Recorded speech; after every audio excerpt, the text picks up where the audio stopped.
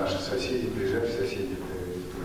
Во время встречи глава республики рассказал о ключевых проектах в области строительства, энергетики, промышленности и туризма. Рассказал об огромной работе по созданию условий для работы тем, кто получил хорошую квалификацию, опыт и готов в ближайшем будущем вернуться на малую родину и работать во благо республики. Губернатор также ответил на интересующие вопросы земляков. Мы приехали в Москву для того, чтобы встретиться с главой Республики Тыва.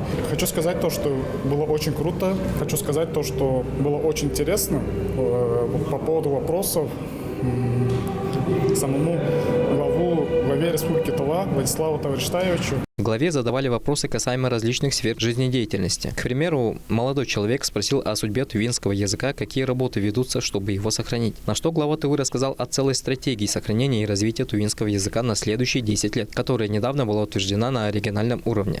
Мне, в принципе, очень сильно понравилось то, что они задали, для меня, по крайней мере, правильный вопрос о тувинском языке, о том, что сейчас постепенно дети нового поколения учат русский язык, говорят больше, чем тувинский, чем родной и так далее.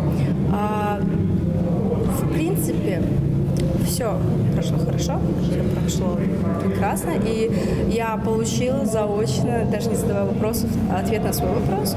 Также руководитель рассказал о выставке в форуме «Россия», где 21 числа пройдет День Республики Тыва. Отметил, что это еще один шанс наглядно показать о достижениях Тувы на всю Россию. Мы вас приглашаем принять активное участие. Также вы знаете, 22 числа тоже в Центральном академическом театре Российской армии тоже вместе с коллективом Департамента культуры Министерства обороны будет концерт. Кроме этого, глава Тувы поблагодарил Центральный дом Российской армии за гостеприимство, которые не только предоставили помещение для встречи, но и провели интересную экскурсию. Мерген Оюн, Ангар Тюлюш, телеканал Тува-24.